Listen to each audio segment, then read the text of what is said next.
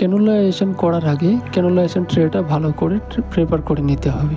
সেটাতে আমরা কী কী রাখবো, ট্যাগাডাম, ড্রাই গজ, অ্যালকোহল সোয়াব আর একটা 5 ml নর্মাল স্যালাইন ফ্লাস্কটা লোড করার সময় আমাদের ধ্যান রাখতে হবে যাতে ভেতরে কোনো এয়ার বাবল না থাকলে সেটা রিমুভ করে নিতে হবে। তারপর tourniquet, according to size cannula, puncture proof container, gloves. তারপর আমরা চলে যাব পেশেন্টের সাইডে, হাতে স্যানিটাইজার নিয়ে হ্যান্ড ওয়াশ করবো আর তার সাথে সাথে পেশেন্টকে ক্যানুলাইজেশনের ব্যাপারে এক্সপ্লেন করবো, ভালো করে এক্সপ্লেন করে দিতে হবে যাতে সেটার ব্যাপারে পেশেন্ট কোনো ভয় না পায়।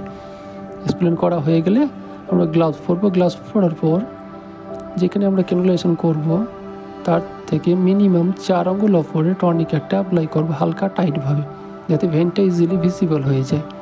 আর আমাদের একটা ধ্যান রাখতে হবে, আমাদের ক্যানুলাইজেশন করতে গেলে স্ট্রেট ভেন দেখে করতে হবে, ব্রাঞ্চে করলে হয় না। তো যখন ভেনটা যখন বুঝতে পারবো যে এটা ভেনটা বোঝা যাচ্ছে, তারপরে আঙ্গুল দেখবো পালপেবল করলে, পালপেবল হয়ে গেলে কনফার্ম হয়ে যাবে যে এই ভেনটা আমরা ক্যানুলা করতে পারি ভালো। তারপর আমরা ইনার টু আউটার ক্লিন করে নেব।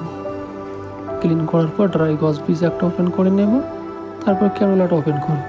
ক্যানুলার যে ক্যাপটা থাকে সেটাকে ওখান থেকে ছাড়িয়ে নিয়ে ইঞ্জেকশন পোর্টে লাগিয়ে দেবো, যাতে ক্যানুলা করার পর ক্যাপটা লাগাতে সুবিধা হয়। তারপর ক্যানুলাটা বের করার পর স্কিনটা একটু ট্র্যাকশন করতে হবে, টেনে রাখলে ভালো হবে যাতে মিডিলটা প্রিক করার সময় স্কিনটা সরে না যায়। তারপর আমরা 15 ডিগ্রি অ্যাঙ্গেলে এনে প্রিক করবো। প্রিক করার সাথে সাথে দেখবো যে এখানে ফ্ল্যাশব্যাক চেম্বারে একটা ব্লাড চলেছে, ওটা আসার সাথে সাথে কী হবে, স্টিলেটটা হালকা বের করতে হবে আর ক্যানুলাটা আগে থেকে পুশ করতে হবে। তারপর টর্নিকেটটা রিলিজ করে দেবো। স্টিলেটটা বের করার সাথে সাথে ব্লাড ব্যাকফ্লো চলে আসবে, তারপরে স্টিলেটটা ডিসকার্ড করে দেবো।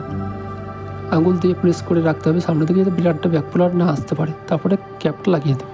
ভালো করে ক্লিন করার পর তারপরে 5 ml যে ফ্লাস্কটা আছে সেই ফ্লাস্কটা নিয়ে ফ্লাশ দিয়ে দেবো, যাতে কী হবে, ভেতরে যে ব্লাডটা আছে ভেতরে ক্লট হতে পারবে না, তাহলে পুরো ক্যানুলাটাই ক্লিয়ার হয়ে গেল, এতে ক্লট হওয়ার চান্সটা কমে যায়। তারপর আমরা কি করব, আমাদের যে ট্রান্সপারেন্ট ড্রেসিং আছে ট্যাগাডাম, আমরা সেটা লাগিয়ে দেবো। অন্য কোনো ড্রেসিং থাকলে লাগাতে পারেন, কিন্তু ট্যাগাডামটা লাগানোর একটাই বেনিফিট, এতে কিন্তু ক্যানুলা সাইডটা ভিজিবল হয়।